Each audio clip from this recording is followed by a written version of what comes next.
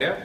The chairperson is Dr. Sunil Ray, who is the director of A.N. Sinha Institute of Social Studies, and I hand over to him now.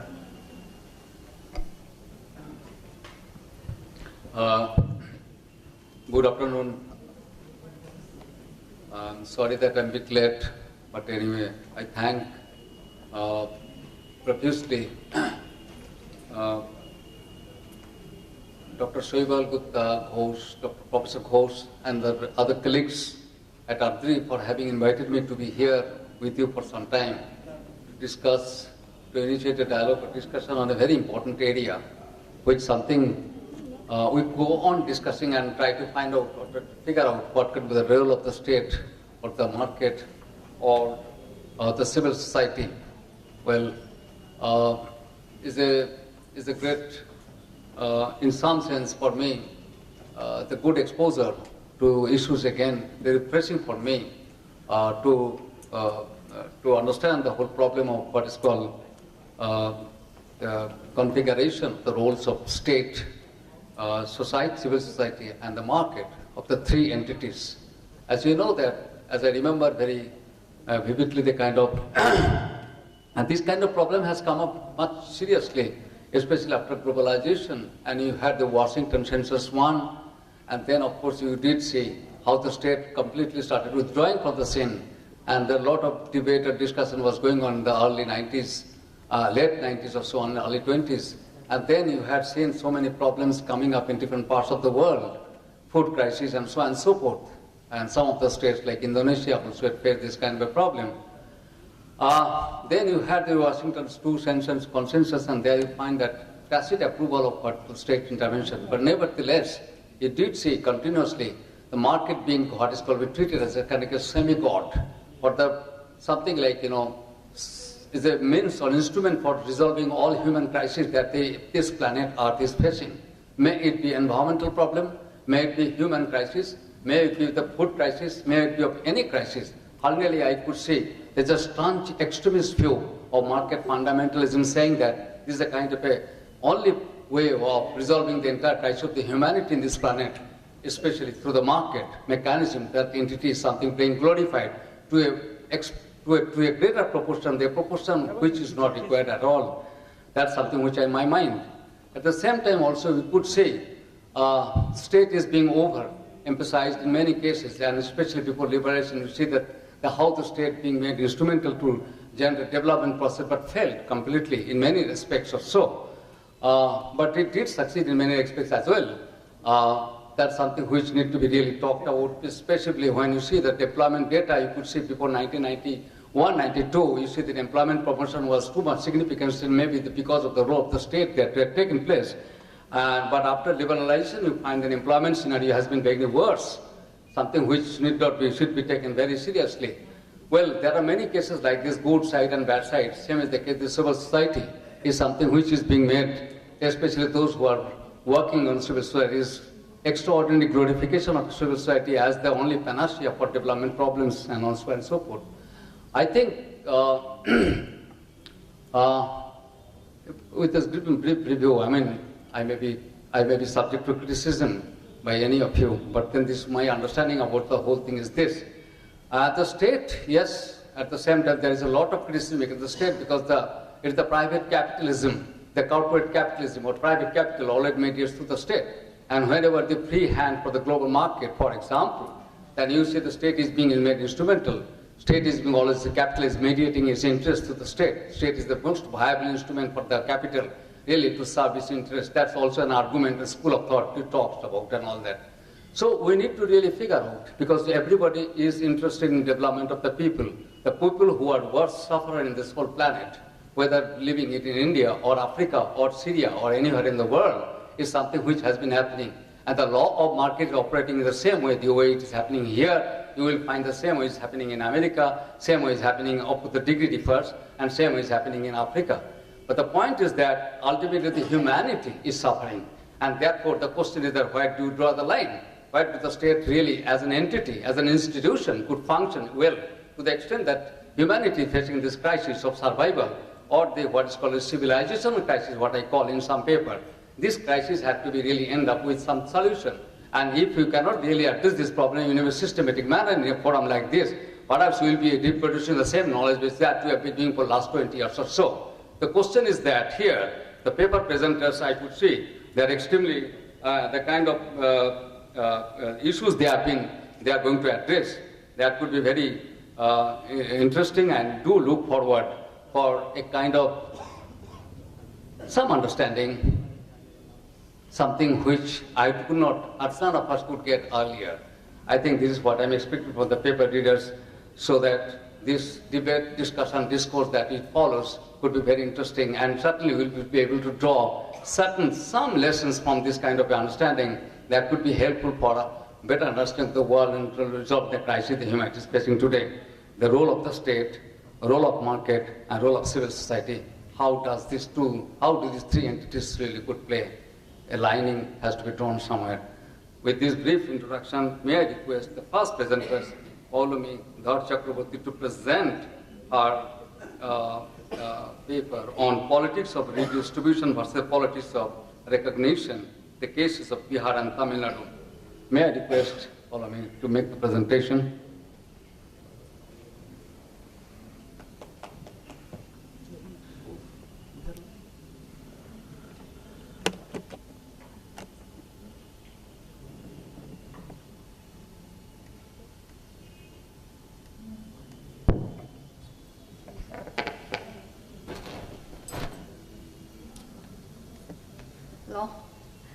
So before I start, I'd like to thank ADRI once again for having us here. And thanks to everyone for coming, even though it's a post-lunch session and we expect fewer people, but this is the most that I've ever seen in an academic conference. I'll talk briefly about my dissertation research, or at least part of it. And most of the people in this room, I think, would be familiar with this map of the Human Development Index of the world and India. And what is kind of interesting about this map is that India seems to have the extremes of the entire world in one. You see Kerala, which looks quite similar to Western Europe in its Human Development Index. So the greens are high in HDI, the reds are the lowest. And then you have states in the north, Bihar being probably one of the worst, where that looks quite similar to sub-Saharan Africa. And then there is this third category of states like Gujarat, which does medium well in social development, but has been having like consistent double-digit growth figures for quite some time now.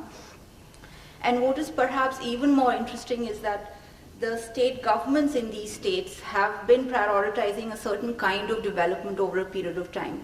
So both the communist and the Congress governments in Kerala, for example, have been pro-social development for many decades now.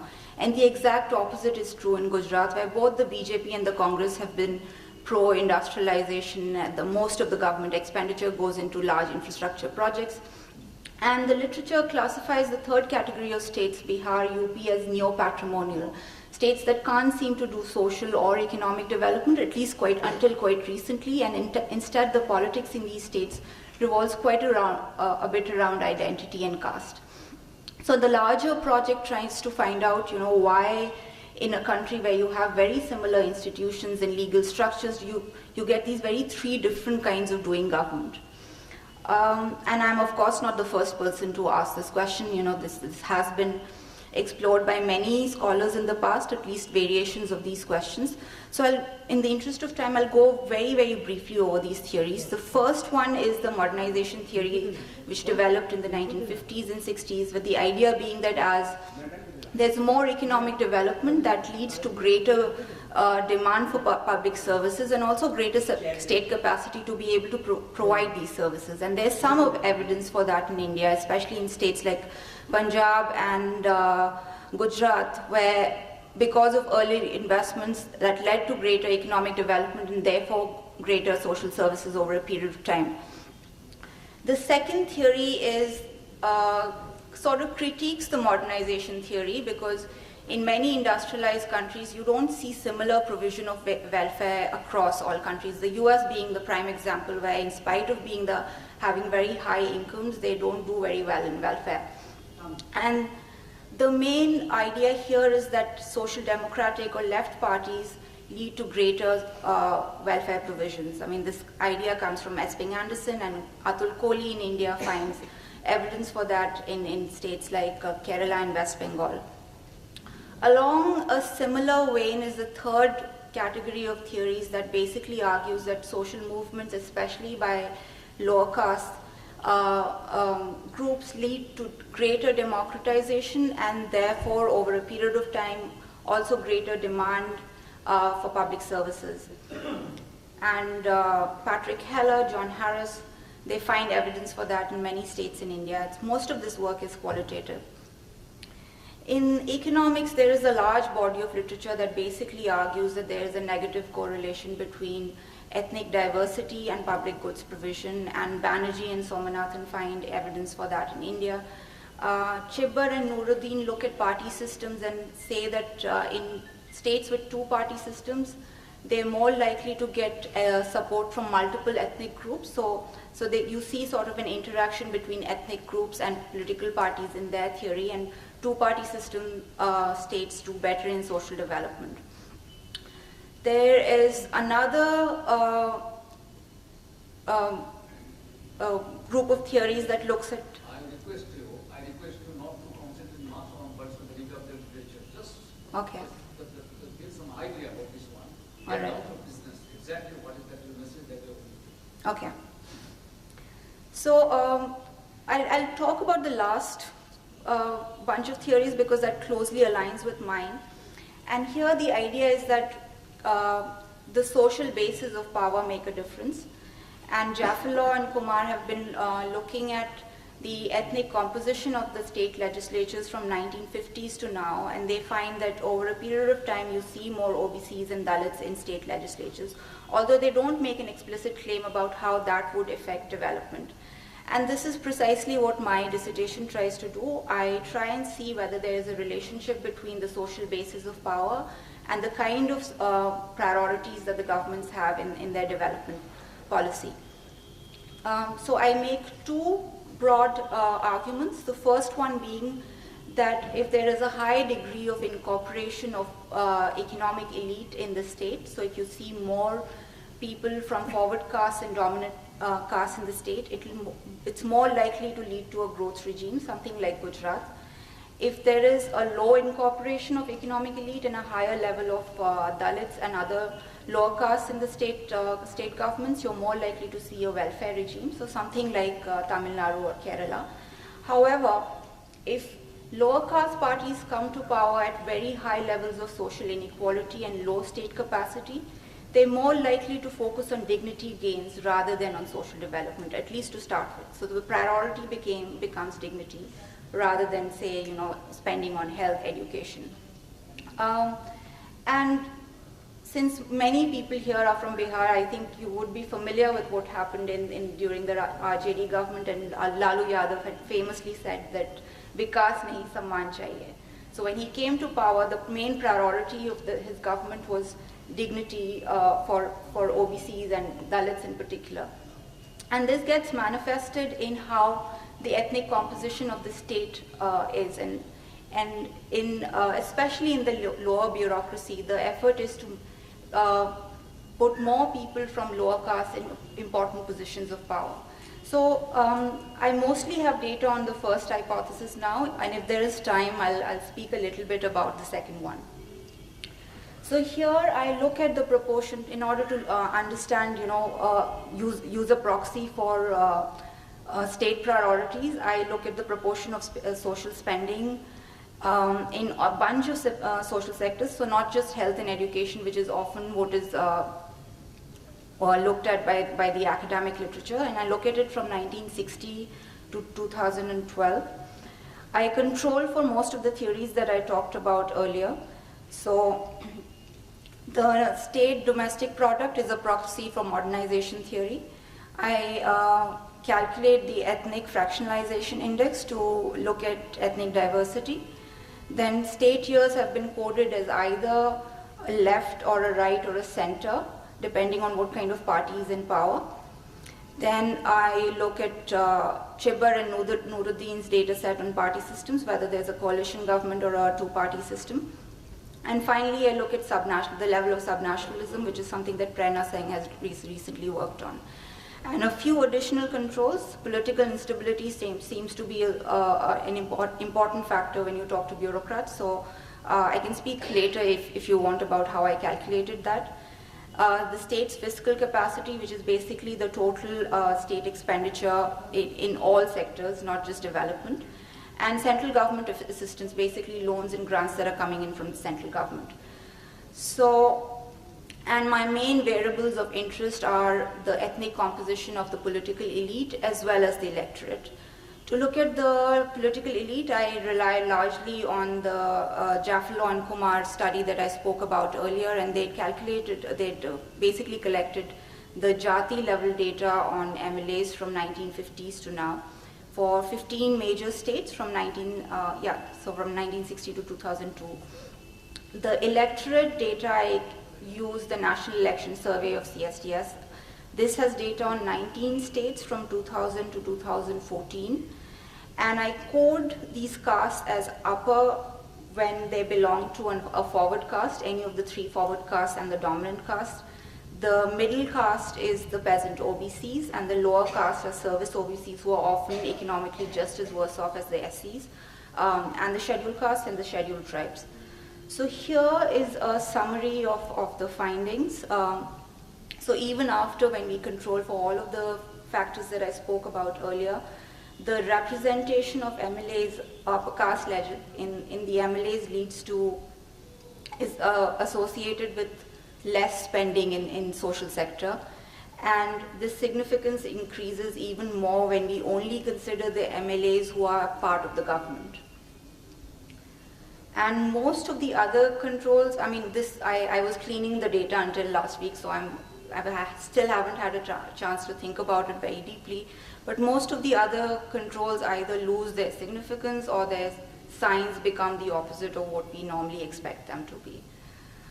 So this is the large N study, and very intuitively, just to give the example of Bihar, since most of us are familiar with that, these graphs map the proportion of social expenditure spending on the y-axis, so this is state preference for redistribution, and the total expenditure on the x-axis, which is basically a proxy for state fiscal capacity. So Bihar in the 1970s and 80s, I mean, the state capacity in Bihar remains low, and it's low even now, especially compared to other states. But until the 1980s, whatever little money that Bihar spent was mostly on economic sectors, and just changes very, very drastically after the 1990s when the RJD government comes to power. And the last graph shows how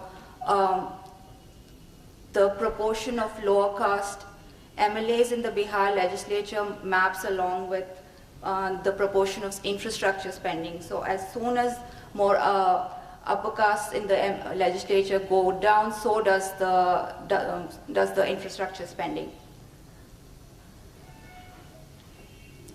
So the political elite does make a difference in the kind of policies that are pursued, but the voters don't really seem to make much of a difference. So this is the same model, but I use the voter data instead. So this is proportion of upper caste voters and proportion of lower caste voters. And in both fixed effects, random effects models, they don't really have any significance. So it might just be that I'm missing some variables and maybe I need to hone this more, but it's a curious finding that the political elite does make a difference, but voters don't. How much more time do I have? How much more time? 5 minutes more? So, okay, in the last 5 minutes, I'll briefly talk about the qualitative part of the study, and here I compare 6 Indian states to see how the variables that I talked about earlier actually pan out. So I compare Gujarat and Punjab, where both states have had investments in industry and agriculture, and they both have an entrepreneurial class, but Gujarat continues to grow in high-digit numbers while Punjab stagnated after the 1980s. I compare Kerala and Himachal Pradesh, where the outcomes are very, very similar, but the way that they got there has been very different. So Himachal Pradesh has not had a lower caste movement, or it does not have left parties, but you see education expenditures that are twice as much as Kerala. And finally, I compare Tamil Nadu and Bihar, where both states have had lower caste movements, but they've led to very, very different outcomes. Tamil Nadu is generally thought to be quite progressive when it comes to social policy. In fact, many of the national level social policies draw their roots to programs in Tamil Nadu in the 70s and 80s. And Bihar, we should have expected more in the social sector after the RJD government came to power, because of how the nature of the political elite changed. And the expenditures do show that a decided shift, but we don't really see much in terms of actual work being done on the ground, and this social development, at least in terms of material goods, was not really a big priority of the government at that time. So there isn't a lot of time to go into the political history of Tamil Nadu and Bihar, but very briefly, the backward caste associations in both states kind of emerged at the same time. In Tamil Nadu, it led to the formation of the Justice Party in 1916.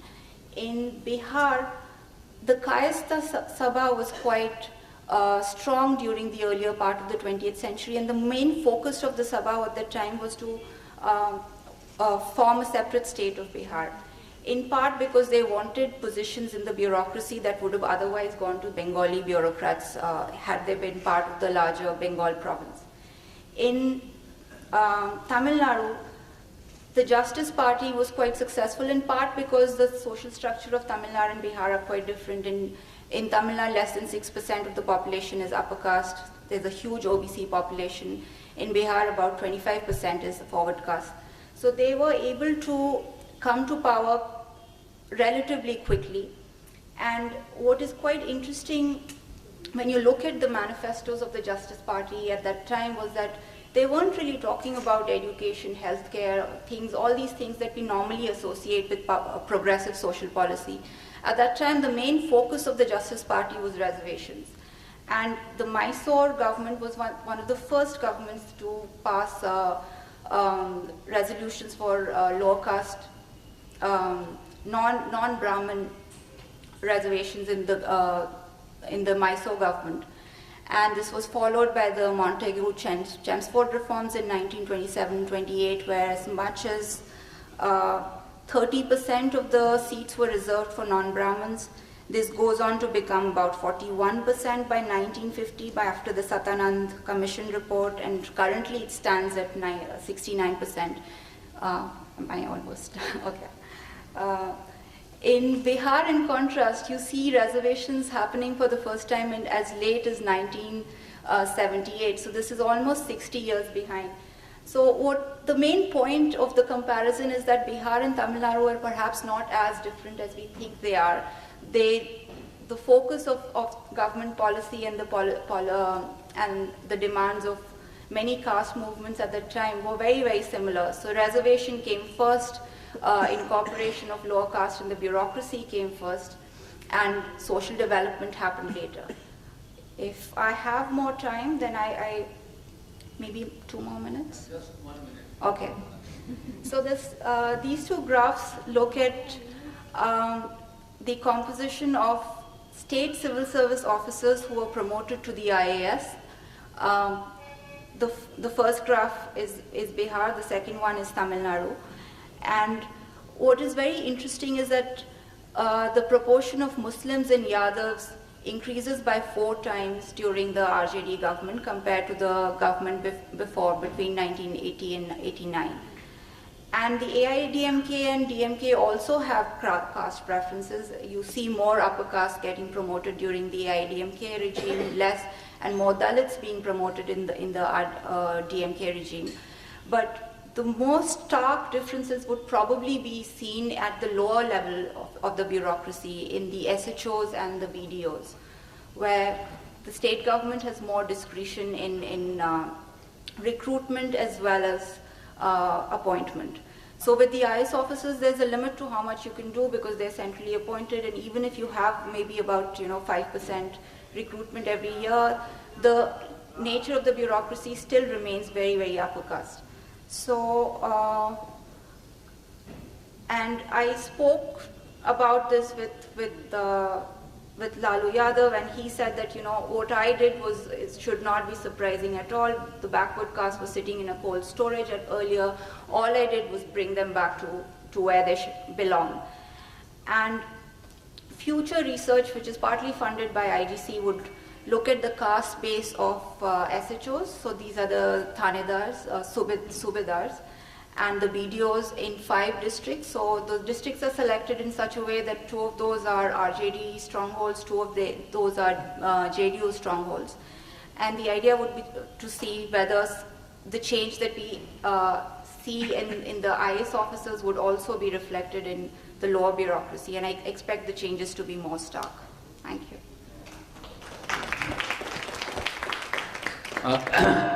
Thank you, Poulomi. Very interesting presentation. Now, before I request the next speaker to just a minute, I forgot to do something which I'm supposed to. I must introduce the speaker, which I did not do. Poulomi is a PhD candidate in political science at the Brown University, USA. A research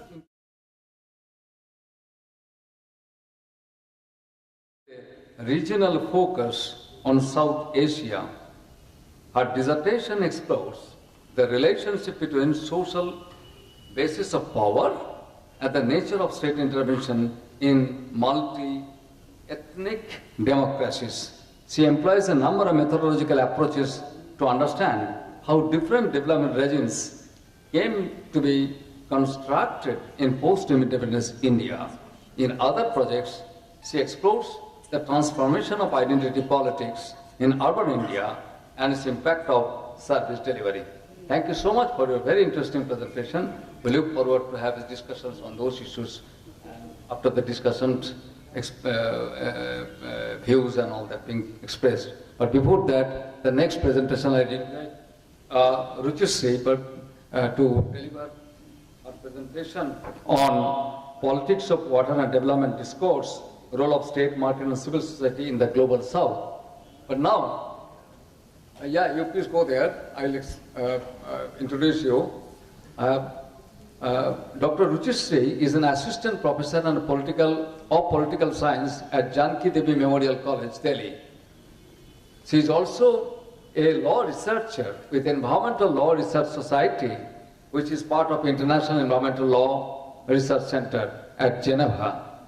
She has done her master's, MPhil and PhD from the Jawaharlal Nehru University, New Delhi. Her PhD thesis was titled Politics of Water as Natural Resource, Study of Two Movements. Lechi Mandan and Torun Bharat. She has published many research papers in renowned national and international publications. With this brief introduction, Ruchi, may I request you to go ahead with the presentation on politics of water and development discourse, role of state, market and civil society in the global south. Thanks a lot. First of all, I would like to express my thanks to ADRI to have given me this chance and to have heard many economists since morning. Probably I'm the first political scientist to speak. I hope I'll make some sense to all of you. As the title of the paper suggests, and in a way I didn't prepare the PowerPoint, so I hope you will excuse me for that. To begin with, at present we are seeing that politics of natural resources in general and politics of water in particular, it's shaping international relations in a major way, and even India is not an exception to that. I would like to pose two issues which are also interrelated to each other. That first is the growing unease with the development discourse. As we see that plethora of new concepts are coming, I'm not saying that development discourse is altogether not relevant, because new things are coming up like post-development, mal-development, anti-development, alternative development. So you can say around development new ideas are coming up. And second is rising number of social movements of various kinds, be it anti-SEZ movements or say many movements which are like if the natural resources like forests and rivers, they are being exploited. So many new movements are coming up which are around natural resources. So it is in this background that this paper tries to explore three things. I have developed the paper in three sections. The first section tries to look at the contestations over development discourse, that how development is not one thing but there are many ideas which are there about development. Second section talks about politics of natural resources, and there primarily I look at two issues which are the sustainability of the development models and secondly the issue of redistribution. And the third section will look at two cases from Global South, and I want to introduce this idea of Global South which I have used for this paper.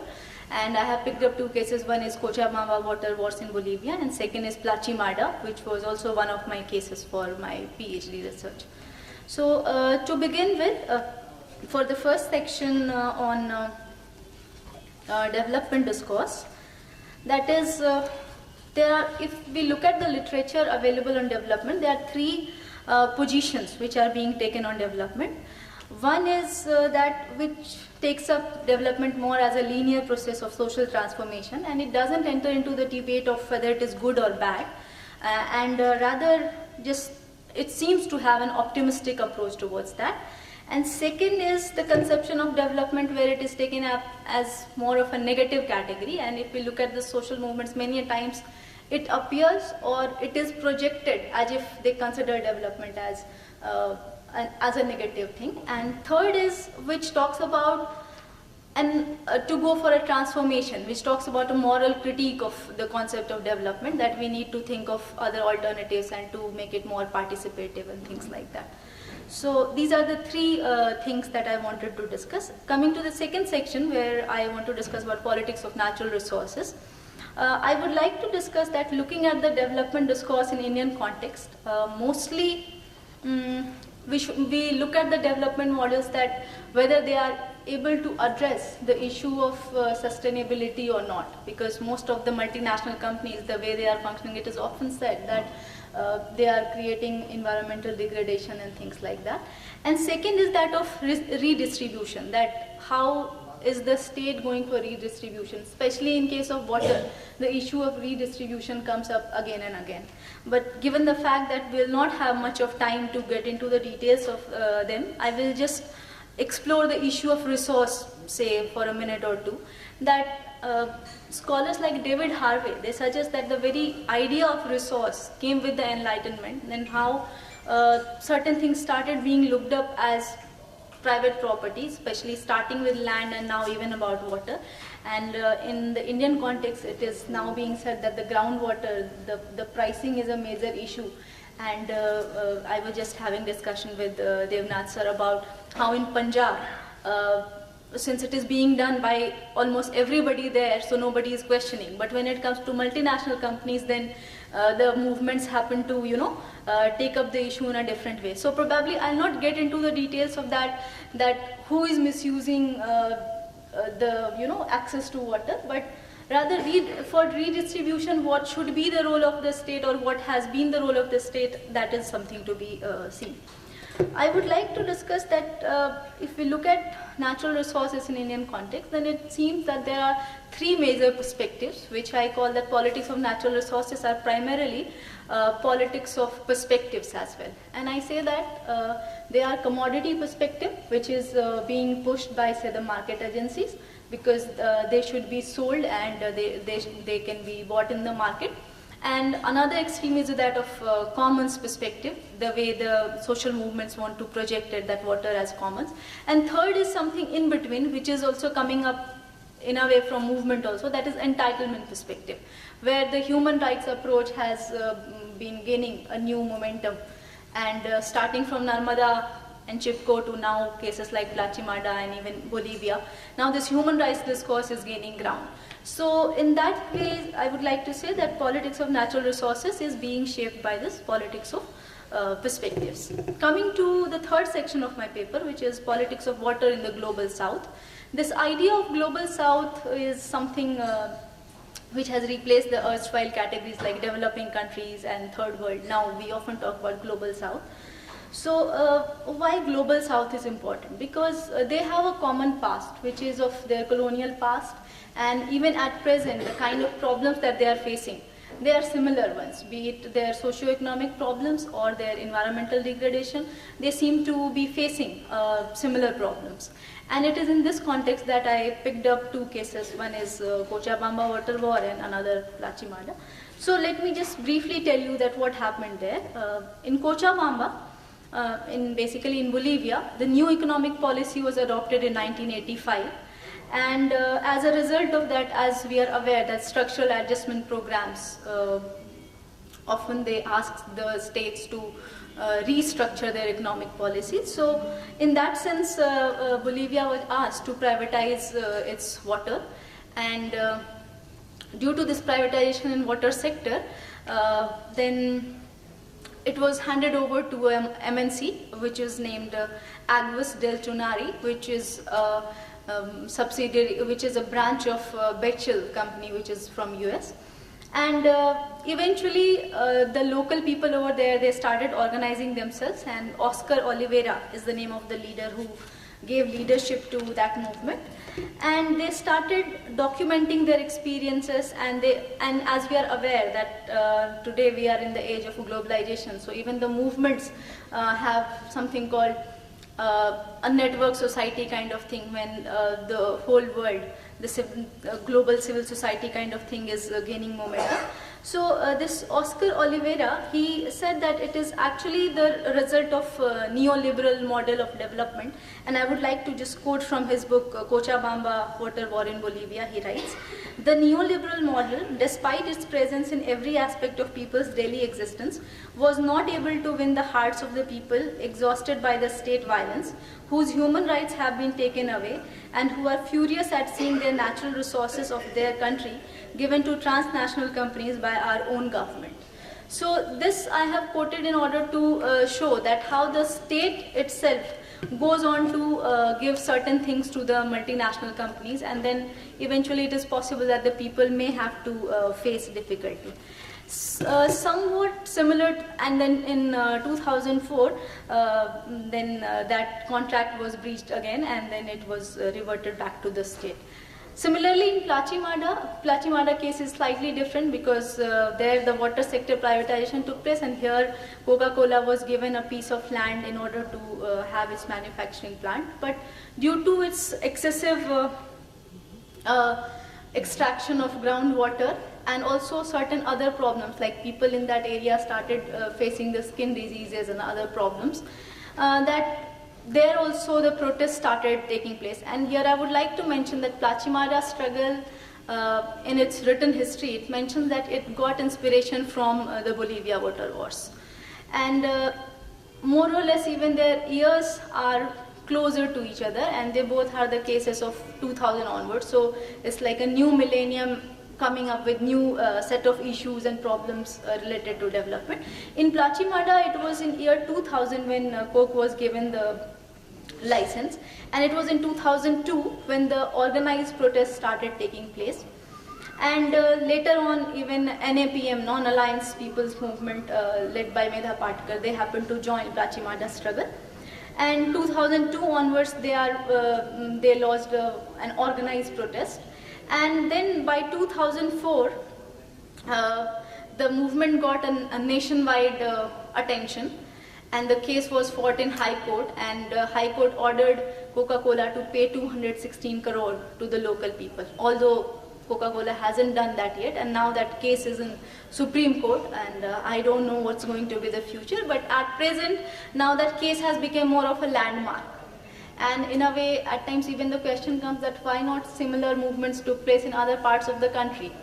So probably there my answer will be what Shiv Kumar sir presented in his paper, that probably Kerala is one of the most educated state, and that could be one of the reasons that such kind of organized protests could take place there.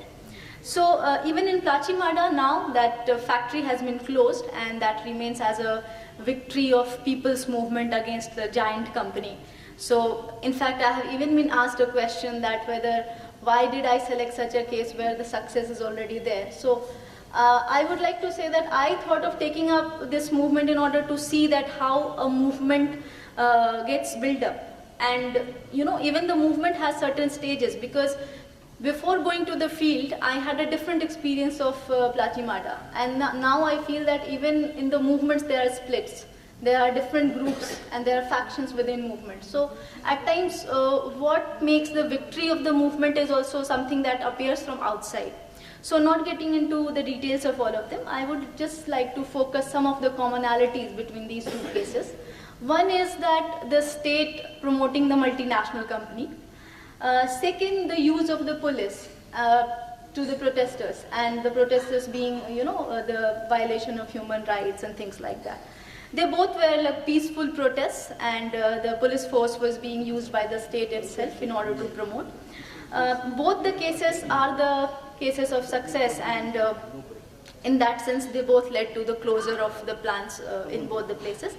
And I would like to emphasize the last point, that is the commons perspective being in conflict with commodity perspective in both the cases. That's what I want to suggest.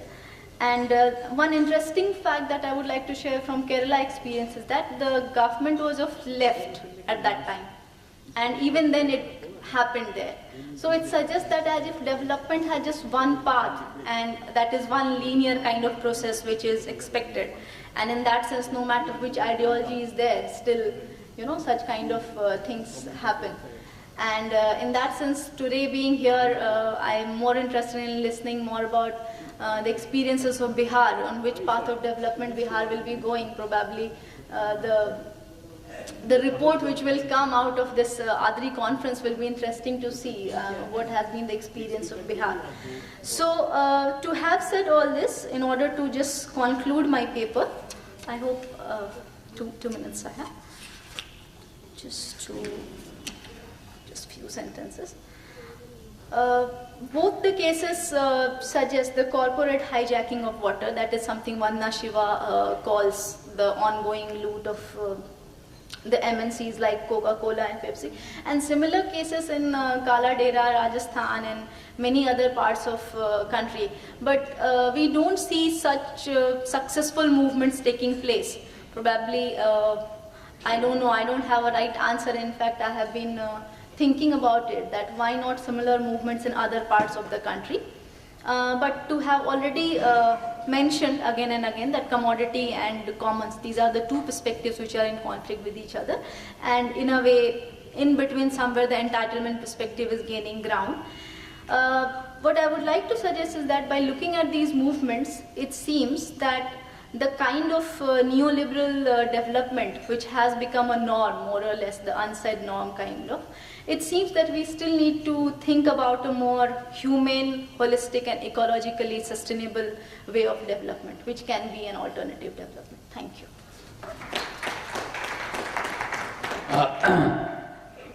Thank you, Ruchi Shree. It's a very interesting, stimulating presentation. I would say that, well, finally it's a commodification of nature, a neoliberalism, commodification of nature, and the people's resistance movement all over the planet, all over the world, something that is being, should really go into the whole debate and discussion on economic theory of development, which we have been all discussing all days, and that's being debated all over the world.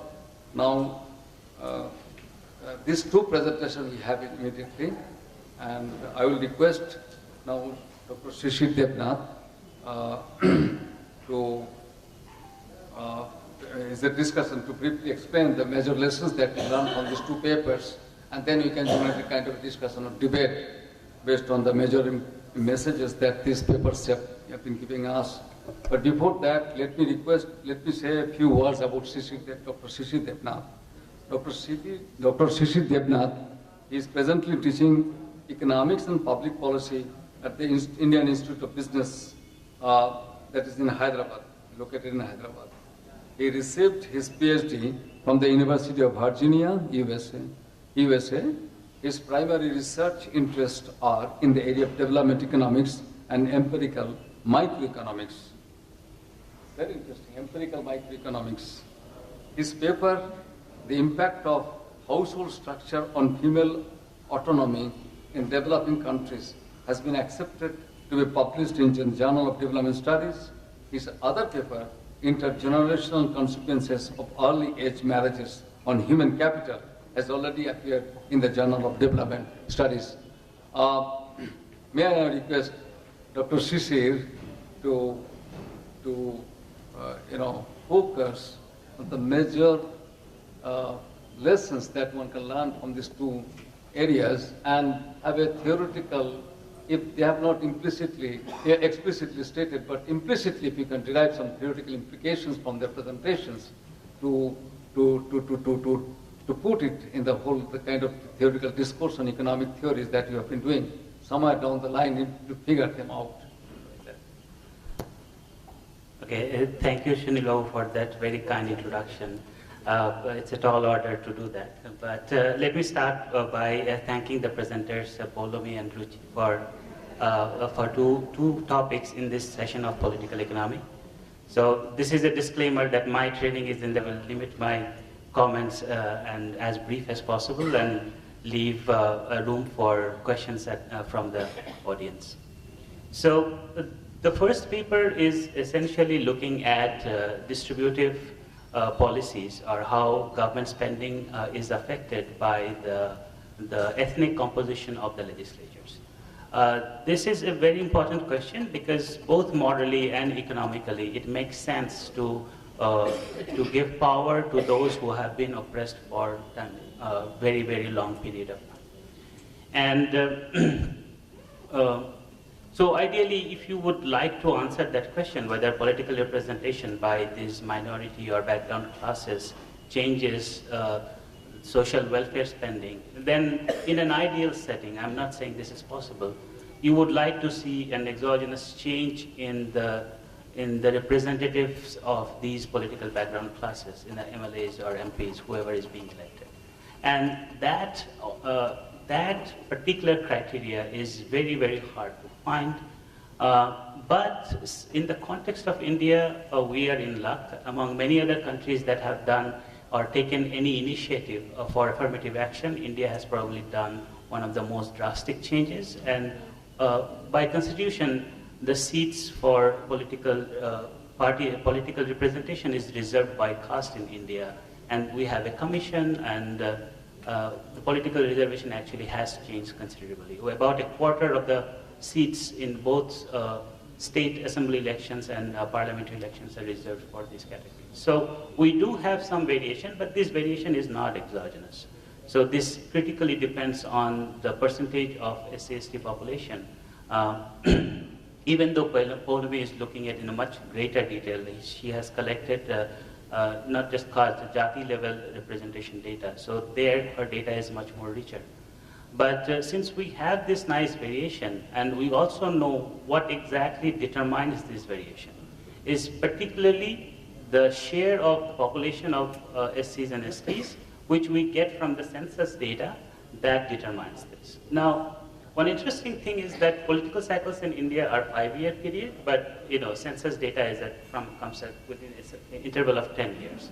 So all these reservations are based on population shares, which change continuously because of changes in the fertility rates and migration.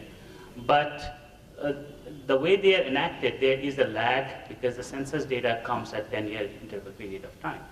And one can potentially take advantage of this particular lagged response towards reservation to find credible estimates of the question that she is answering. And in particular, since this kind of policy change is very attractive to answer this question, people have already done it. So there is one very interesting paper by Professor Rohini Pandey. She looks at caste reservations, caste-based reservations in India, and how that has affected redistribution.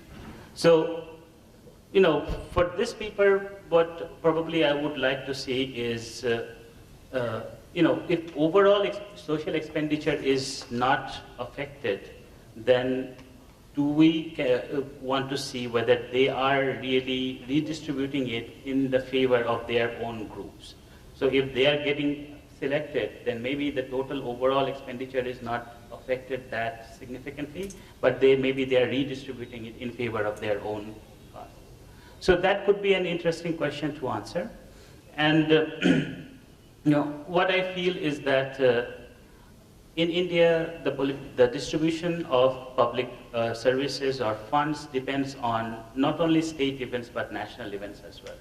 So typically in your empirical analysis, you might want to control for those things as well. So if you have a state year level observation, it's probably you might want to consider for other annual things that are happening during the election year, which can be done very easily using a year fixed effects along with the state fixed effects to see whether the effects survive or not.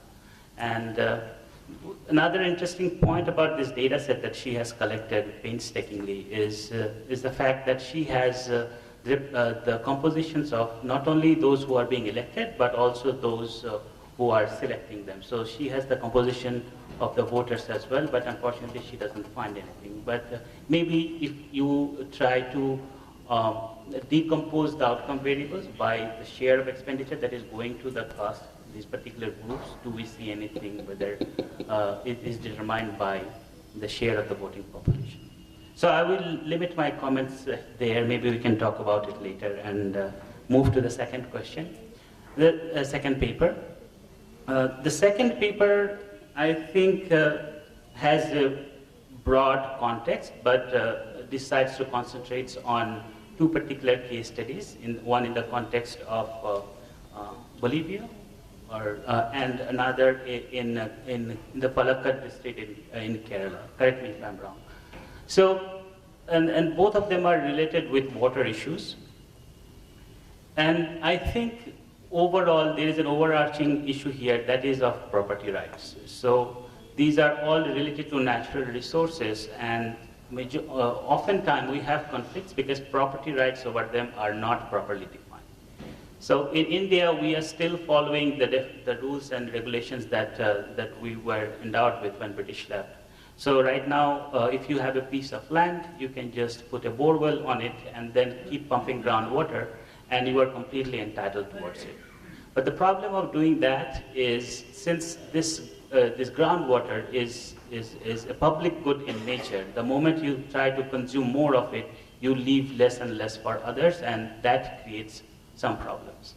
So that is the problem that happened for the second case that she was discussing. For the first case, it is more of a problem of a structure like adjustment programs that has been advocated to many countries which went through some sort of crisis by international institutions. And it is about privatization of market that were beforehand public in nature. So even though they are related to water resource, which is non-renewable, but the first one is the problem that are associated with privatization. And the second one, I feel, is associated with property right issues regarding some public goods such as groundwater.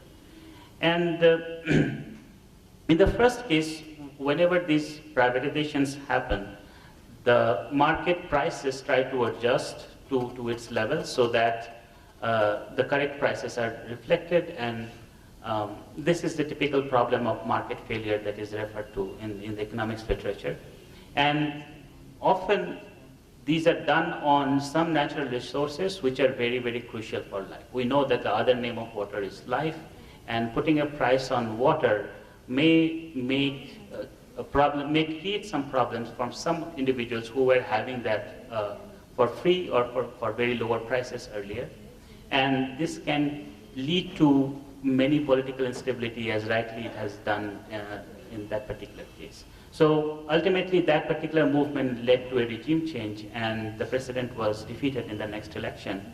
And similarly, in the second one, there was some political movements, and the government came forward and tried to persuade Coca-Cola to move out of that. And actually, that plant is right now closed. No production is happening there. But the problem is that the moment you try to put a price on a resource that is very, very valuable, or the moment you try to make a good which is publicly available private, when a misappropriation happens, this kind of uprisings will happen. But probably a bigger question is to ask why it is happening in certain areas and not in other areas. I'm sure that this kind of appropriation happened in other areas as well, but is it that, she rightly pointed out, is it that Kerala is highly educated, people are more aware about their rights, that they went ahead with the movement, and in other areas we don't see these kind of movements. So I will stop here, I will limit my comments and would probably ask questions from the audience. Let me open for, let's have now any question, discussion. But before that, let me request you to confine to the questions only. Only questions. Please don't make any observations. Very specific questions. I will invite very specific questions related to these two presentations. Yeah.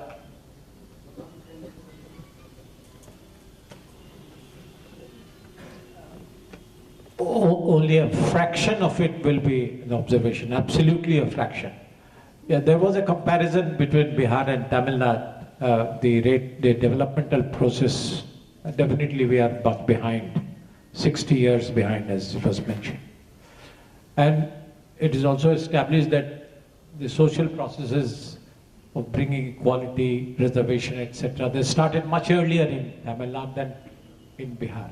But why did it start in social, how is it, what were the historical factors which led to an early start in Tamil Nadu? That's number one.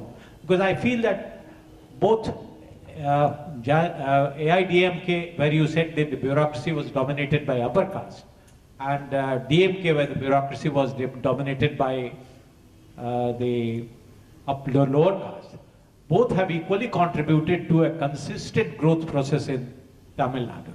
So there must be something which must be identified as to what was the reason of an early start in that year. Thank you. Thank you. Yeah, I think instantly speak Banerjee. Yes.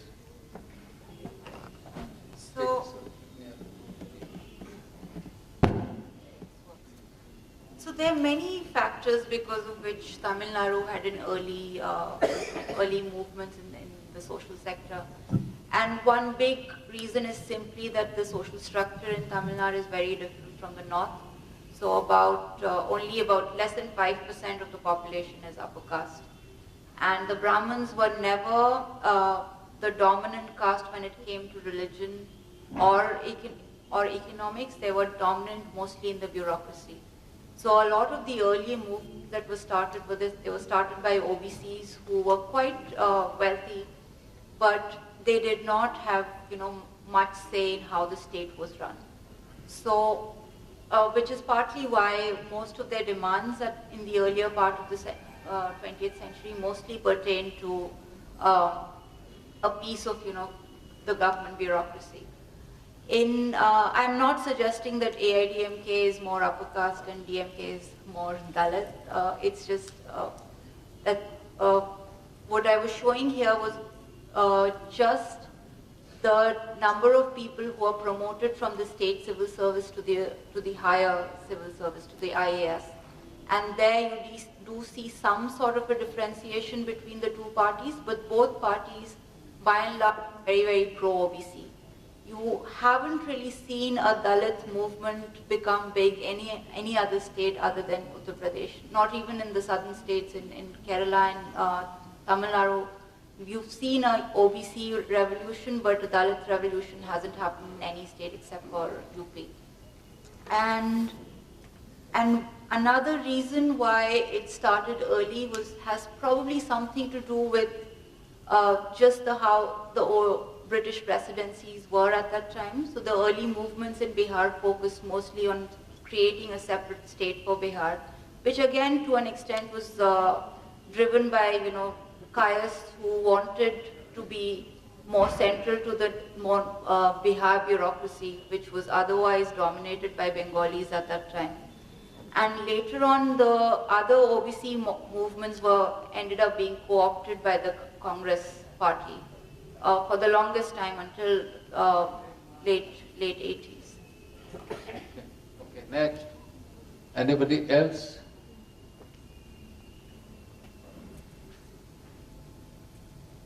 Yeah, I this side I could see somebody sitting here. No?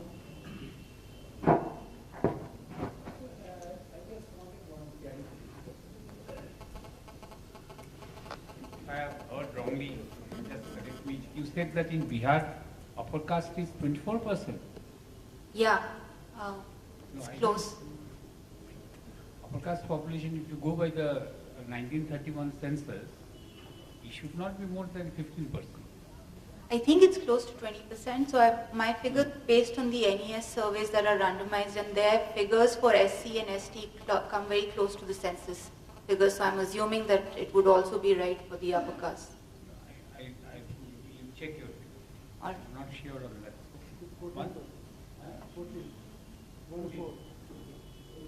But it includes forward as well as dominant. No, I'm saying only 15% is the upper caste population in Bihar. That is based on 1931 census. But that was also a different state boundary at that time, so No. yeah. Essentially, not exactly what is the population.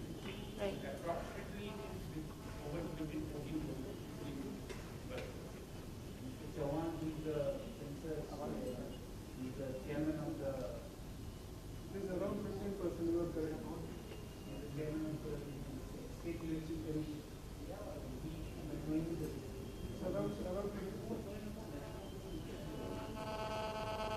Number one. Number two point, I just wanted to mention that, see, if you see the trajectory of backward class movement, prior to 2004, when rightly that Lalu Prasad mentioned that it should be more about identity rather than development. I think if you see across the board, the resource transfer to the Finance Commission was much less in the 9, 10, 11 Finance Commission. Whatever that was projected, it is much less than that. But it dramatically changed after 12 Finance Commission. Right. In Bihar, for example, whatever was projected, we got about 14,000 crore, 12,000 crore. Right. So when Nitish Kumar came, he could provide. Right. He became a very successful provider. So possibly, if you just imagine, suppose Lalu Prasad was there after 95, or he had come in 2005, then what would have been his political priorities? Right. You will have to just think on the basis of whatever you have done. Yeah, so the models can kind of account for differences in central funding as well as the overall state budget. But the point to make was that there needs to be some sort of equalization of social and dignity gains before social development even becomes a priority, regardless of how much money you have. So even in Lalu's tenure, what you see in the government budget is that it shifts completely. Earlier it was mostly, money going into economic sectors, and then it does go into social sectors. But if you speak to bureaucrats who were working with Lalu at that time, and even Lalu himself, social development, health, education, social security was simply not the priority of the government at that time. So it's not that they weren't working on it, and there is a shift in expenditure pattern. But most of the focus of the government was on these non-material symbolic goods.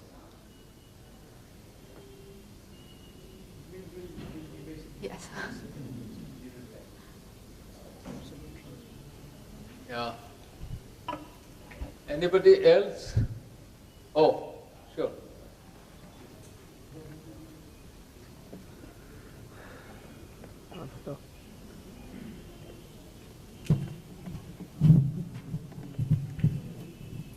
Yeah, hello. My question to Poulomi, I think somewhere in your presentation you mentioned that in the Lalu regime, you found that the number of backward caste were enrolled in jobs in the lower post was high as earliest. I would like to know from your findings that is there some kind of mentions that why it may be the reason you are trying to mention that it's a favoritism, but maybe that Lalu has been fighting for the social justice and he brought with the concept of social justice and transparency. Like if we talk about the Uttar Pradesh, when Mayawati comes in regime, the number of cases filed in police station by SC, STs and OBC become higher. What does it mean that she tried to build up a very transparent system? So this is my first question. Second question is that is your variables try to answer that before the Lalu regime, was the system was really some kind of have favoritism for the upper caste? Thank you. So that's a very difficult question to answer. We know that there is discrimination against lower castes. It's to say that what Mayawati did was make the systems more transparent. I think there is truth to that. But also, Dalits were able to come to police stations and just register cases where earlier police officers would not even allow them to file an FIR. So what was happening in UP also has to do with willingness on part of the bureaucracy and the police establishment. So to answer your Bihar, I wasn't sure. You're saying that earlier the systems were less transparent before 1990? Is that the question? I don't know. I think we need to do more research on that. I'm not sure. But it's quite clear that the composition of the bureaucracy as well as the political elite was leaned towards the upper caste before 1990s. I mean, that's something that we have data for and we can say quite explicitly. Yes. Anybody else? No. You want to say something? Yes, sure.